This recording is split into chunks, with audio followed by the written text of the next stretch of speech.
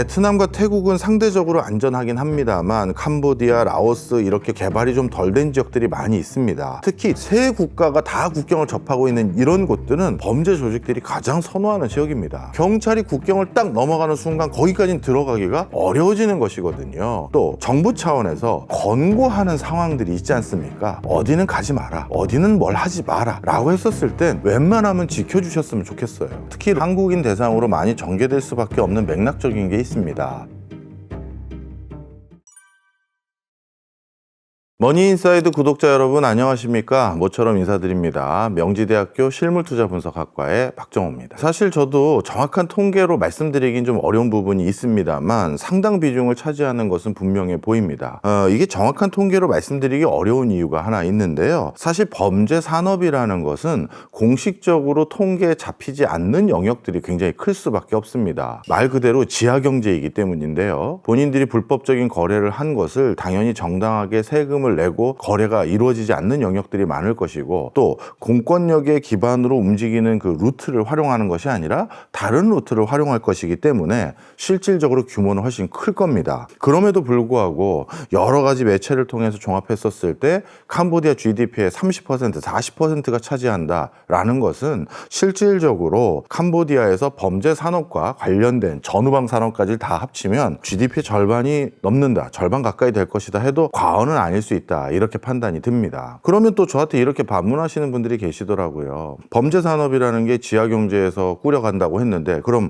보여지는 범죄 산업들은 뭐냐? 자, 범죄 산업도 실제 양성화된 부분과 제휴를 맺거나 이를 같이 도모할 수밖에 없는 영역들이 좀 있습니다. 그걸 위해서 또는 자금을 세탁하기 위해서 합법적인 사업으로 위장하기도 하거든요. 바로 그런 맥락에서 일부 포착되거나 보여지는 매출들이 있는 겁니다. 그렇지만 그것을 통해서 더 많은 소득, 더 많은 이익이 있는 걸 감추기 위한 용도인 것이지 그게 전부 다다 이렇게 볼 수는 없고요. 제가 그것을 확인했던 것이 예전에 온두라스 중남미 출장을 갔었을 때였습니다. 제가 묵었던 호텔 바로 길 건너편에 하디스라는 햄버거 프랜차이즈가 있었는데, 그리고 그 옆에 스타벅스가 있었고요. 그런데 특이한 점은 그 호텔 길 건너편에 있는 햄버거 가게에 하루 종일 쳐다봐도 정말 한 명이 안 들어가는 겁니다. 그래서 제가 호텔 관계자에게 저 길 건너편에 있는 버거 가게는 망한 거냐, 아니면 요즘 뭐 내부 수리 중이라서 사람들이 안 들락달락 거리는 거냐 했더니 호텔 직원께서 저한테 해줬던 말씀이 뭐였냐면요, 우리 온두라스는 전체 국가 소득에 또는 국가에서 근무하고 있는 종사자들, 근로자 숫자들 중에 조금 많게 잡으면 2명 중에 1명은 마약과 관련된 일을 한다, 이렇게 얘기하더라고요. 그러면서 우리 호텔 건너편에 있는 저 하디스 매장은 마약 조직이 자금 세탁을 하기 위해서 합법화한 형태를 도모하는 척 하려고 차려놓은 가게인 것이지 실제 버거를 제대로 팔기 위해서 운영하는 가게가 아니다, 이렇게 설명을 해줬던 적이 있습니다. 아마 캄보디아도 그런 식으로 운영되는 업종과 이런 것들이 섞여 있을 겁니다. 캄보디아에서 이렇게 범죄 조직들, 범죄 기업들이 많이 몰려 들어가게 된 것은 여타 국가와의 관계에서 우리가 확인할 수가 있습니다. 사실 시진핑 정권 들어서고 나서 범죄와의 전쟁을 선포했고 중국 내 지하 조직들, 또 범죄와 관련된 여러 단체들과 전쟁을 불사하겠다라고 선포한 바가 있습니다. 그러다 보니까 삼합회 등 중국의 대형 범죄 조직들이 더 이상 중국 내에서는 활동하기가 좀 어려워졌습니다. 뿐만 아니라 이러한 조직들이 그래서 해외에 거점을 두고 범죄 산업을 계속 영위하려고 노력을 해왔는데요. 그때 처음 모색했던 후보지들 중에 일부는 필리핀이었습니다. 근데 필리핀에서도 두테르테 대통령이 범죄와의 전쟁을 선포하면서 정말 즉결 심판도 허용할 정도로 고압적인 수준으로 범죄와의 전쟁을 감행했었습니다. 그래서 그 당시 필리핀에서 보도된 내용들을 보면요, 말 그대로 경찰관들에게 범인들, 범죄자들 잡아와 할당을 잡아줬고요. 그러다 보니까 경찰들이 조금이라도 범죄자로 의심되는 사람들은 직결해서 잡아오고 또 현장에서 발포할 수 있는 권한도 일부 허용했던 것이 사실입니다. 그러다 보니 국제적인 범죄 조직들이 필리핀을 거점으로 활동하기도 이제 어려워졌습니다. 이렇게 새로운 곳을 찾다가 상대적으로 범죄 소탕이 아직 느슨하고 심지어 사회 위정자들이 범죄 사업에 일부 관여하는 것으로 확인되고 있는 캄보디아. 많은 그 범죄 기업들이 여기가 적합한 적지다라고 선택을 해서 그래서 캄보디아도 몰려 들어가게 된 것이고요. 이런 것은 사실 우리나라도 다르지 않았다고 볼 수 있습니다. 우리나라에서도 많은 영화를 통해서 뭐 범죄 단체들 또 범인들이 숨어진에 살거나 또는 범행을 전개하는 장소로 많이 묘사되고 있는 공간이 한동안 필리핀이었죠. 그런데 최근 들어서는 필리핀에서 앞서 말씀드린 것처럼 두테르테 대통령 등등이 뭔가 범죄와의 전쟁을 선언하기 시작하면서 거기에서 활동하는 게 좀 어려워진 면들이 있습니다. 그래서 우리나라의 여러 범죄와 관련된 사람들도 캄보디아를 기점으로 많이 활동을 하게 된 것이 같은 맥락이다 이렇게 보시면 되겠고요. 하나가 더 있습니다. 21세기 들어서 많은 범죄 유형이 비대면화 돼버렸습니다. 예전에는 얼굴을 직접 보고 사기를 친다든가 얼굴을 직접 보고 강도짓을 한다든가 이런 것들이 많았습니다만 이제는 대면이 아니라 비대면으로 우리가 다 아는 로맨스 스킴이라든가 이런 것들이 전부 비대면 환경을 활용하는 것들이잖아요. 그러다 보니까 꼭 범죄를 한국에서 저지를 것이 아니라 해외에서 저지르는 게 범죄자 입장에서 자신의 안위를 도모할 수 있는 방법이 되는 것이죠. 그러다 보니 상대적으로 국민소득도 낮고 관련 인프라도 쉽게 조달할 뿐만 아니라 비용 절감도 도모할 수 있는 캄보디아가 적합한 지역으로 많은 국가에서 선택받아진 것 같습니다. 안타깝게도 캄보디아 총리라든가 캄보디아의 유력자들의 일가 친척들이 지금 대표적인 범죄 조직 중에 하나라고 알려져 있는 프린스 그룹이라든가 이런 데에 지분 출자를 했거나 아니면 본인이 운영하고 있는 호텔이나 리조트 이런 것들을 범죄 조직에게 대여를 해줬다든가 이런 정황들이 좀 많이 드러나고 있습니다. 그러다 보니까 어떻게 보면 사회가 덜 투명하고 또 부패가 좀 높은 국가에서는 어찌 보면 이런 유력자들을 알고 지낸다, 유력자들의 전화 한 통화 이런 것들로 행정 처리가 느슨해지거나 일괄 처리가 되는 경우도 있거든요. 바로 그런 행태들이 캄보디아에서 만연한 것으로 보여지고요. 그런 것들이 사회 높은 지도층하고도 결부되어 있는 걸로 추정이 되고 있습니다.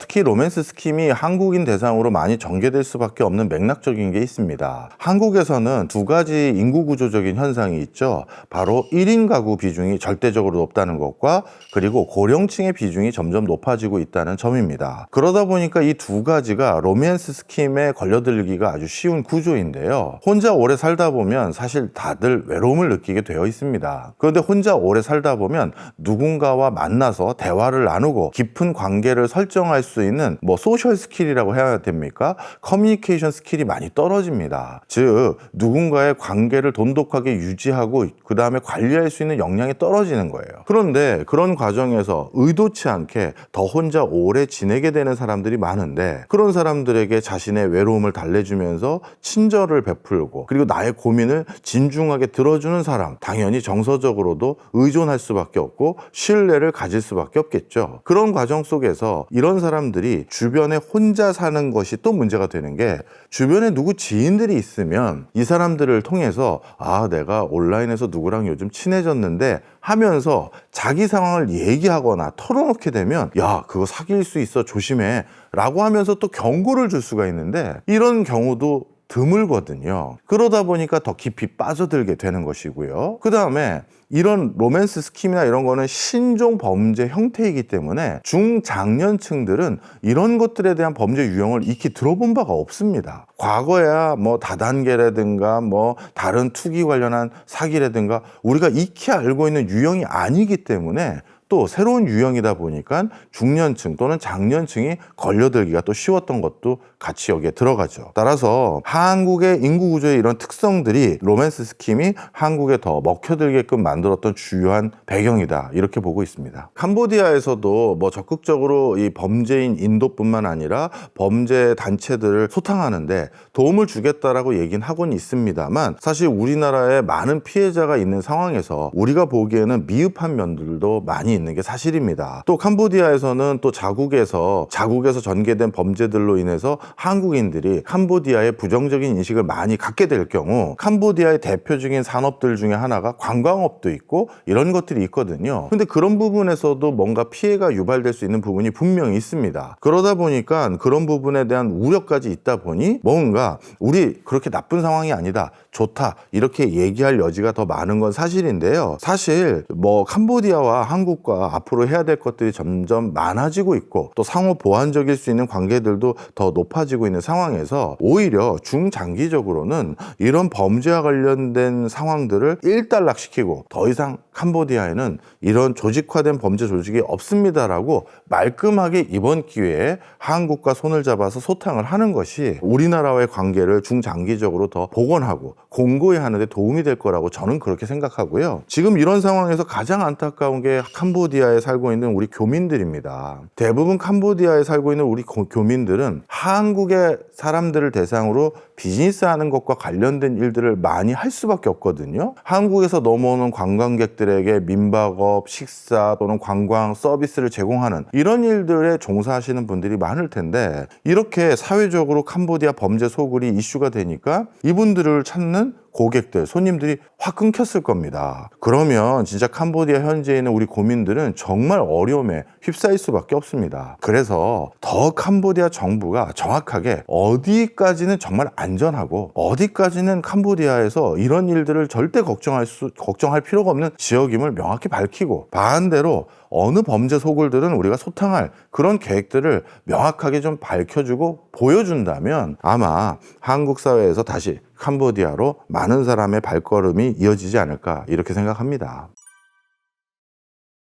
사실 캄보디아 외에서도 옆에 있는 뭐 라오스라든가 또 미얀마라든가 또 필리핀 이런 지역들은 굉장히 위험하다라고 알려져 있는데 이것도 참 맥락이 좀 어렵습니다. 대표적으로 필리핀 같은 곳을 말씀드리면요. 필리핀은 정말 수천 개의 섬으로 구성되다 보니까 일부 섬은 필리핀 중앙정부에서도 관할하지 못하는 반군들이 점령하고 있는 섬들이 있습니다. 그리고 그 반군들은 필리핀은 원래 캐톨릭을 기반으로 한 국가인데 이 반군들이 점령하고 있는 이들 지역의 섬들은 이슬람 교도들이 중심입니다. 그래서 그쪽 지역으로 제가 휴대폰을 가지고 우연치 않게 그쪽을 좀 넘어가게끔 된 적이 있었어요. 그랬더니만 휴대폰에서 바로 워딩이 뜨더라고요. 우리나라 외교부에서 지금 거기 위치는 우리가 출입국을 엄중 관리하고 있는 지역이니 빨리 거기서 다시 나와라 하는 부분이었습니다. 근데 제가 이미 길을 잘못 들어서 그쪽 지역으로 차를 한 2시간 가까이나 타고 들어갔다 다시 나올 수밖에 없는 상황이었습니다. 그냥 유턴해서 나오기에도 애매했고 뭔가 상황이 그런 상황이었는데 그때 동안 저에게 무슨 일이 있었느냐, 뭐 솔직히 뭐 운이 좋아서 박 교수도 멀쩡했네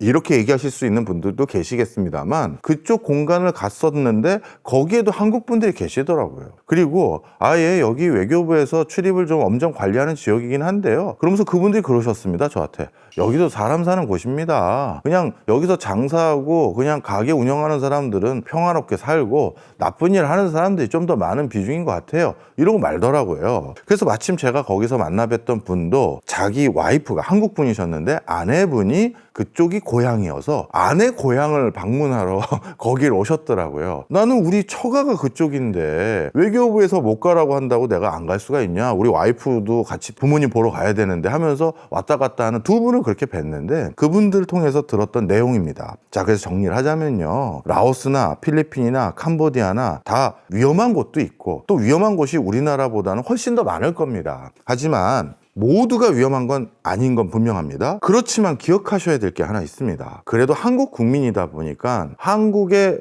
법무부라든가 외교부라든가 또 정부 차원에서 권고하는 상황들이 있지 않습니까? 어디는 가지 마라, 어디는 뭘 하지 마라 라고 했었을 땐 웬만하면 지켜주셨으면 좋겠어요.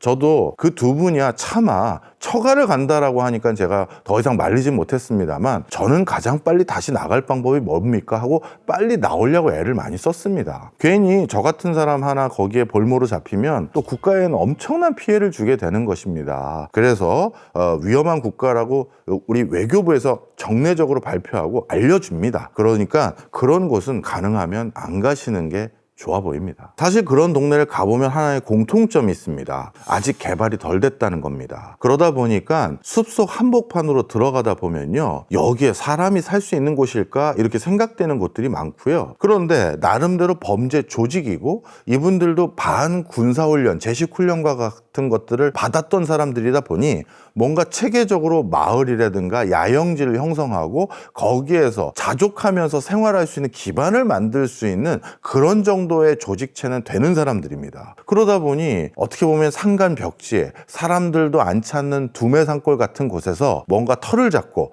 거기서 자급자족하면서 오랫동안 버티면서 생활을 할 수 있는 여지가 그래서 생기는 거고요. 또 그러다가 단속 들어오면 다른 곳으로 또 옮겨가고 이럴 수 있다 보니 쉽게 발각도 안 되고 검거도 안 된다는 그런 기후적인 장점이 있습니다. 진짜 어떤 동네는 한여름에도요, 숲속으로 들어가면 나무가 너무 울창하다 보니까 랜턴을 켜지 않고서는 앞이 안 보일 정도로 어두침침할 정도가 있거든요. 그러다 보니까 범죄 조직들이 자신들을 은폐하기가 쉽고요. 또 이런 조직을 계속 운영하기 위해서는 계속적인 현금이 필요합니다. 월급도 줘야 되고 필요한 생필품도 사와야 되고 본인들이 써야 될 물건도 사와야 되잖아요. 그런데 이런 자연 요건을 갖춘 곳에서 정주를 할 경우 뭔가 쉽게 채집을 하거나 농산물을 재배해도 금방 자랍니다. 열대우림이잖아요. 그래서 먹을 거를 쉽게 조달하는 장점도 있고요. 또 한 가지는 가장 큰 수익이 되는 마약류, 이런 것들을 재배할 수도 있는 환경이 되기 때문에, 또는 마약류를 재배한다라기보다는 만들어내는 환경을 또 만들 수가 있기 때문에 본인들의 이런 여러 가지 활동에 있어서도 가장 적절한 거점, 숲이 울창한 밀림 정글 같은 이런 곳들이 많은 오지를 선택하는 것입니다. 베트남과 태국은 상대적으로 안전하긴 합니다만 캄보디아, 라오스 이렇게 국경을 접하고 있는 지역은